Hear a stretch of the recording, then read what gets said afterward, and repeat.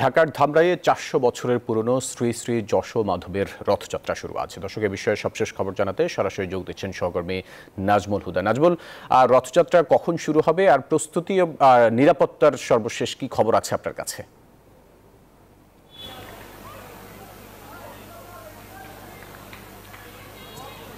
ফয়সাল, আপনাকে ধন্যবাদ। এই মুহূর্তে রয়েছি ঢাকার ধামরাইতে এবং ধামরাইয়ের যে রথ, সেই পুরানো যে ৪০০ বছর যে পুরানো রথ, সেই তিনতলা বিশিষ্ট ৪১ ফুট উচ্চ যে তিনতলা রথটি, সেই রথটি কিন্তু এখন পুরোপুরি সাজানো হয়েছে এবং আর কিছুক্ষণ পরেই যে দুপুরবেলায় যে পূজাটি রয়েছে, সেই পূজার শেষ হলেই কিন্তু যে প্রসাদ বিতরণ করা হবে এবং সেই প্রসাদ বিতরণ করার পরেই কিন্তু এরপরে যে আনুষ্ঠানিকভাবে পাটের রশি, ঠিক সেটা বিকালে সেই পাটের রশিটা সেই যে এখানকার যে পুরোহিত আছে, সেই যে আজকের যে প্রধান অতিথি এবং সেই প্রধান অতিথি তিনি পাটের রশিটি সেই পুরোহিতের হাতে তুলে দেবেন। এরপরে ঠিক বিকেল ৫:১৫টায় কিন্তু রথ টানটি শুরু হবে।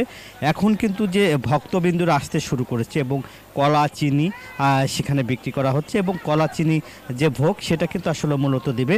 এবং যেহেতু এই যে রথ এশিয়া উপমহাদেশের মধ্যে কিন্তু সর্ববৃহৎ যে দ্বিতীয় যে রথটি, সেই রথটি ঘিরে কিন্তু আইন শৃঙ্খলা বাহিনী কিন্তু মোতায়েন রয়েছে এবং ৪ স্তরের নিরাপত্তা জোরদার করা হয়েছে।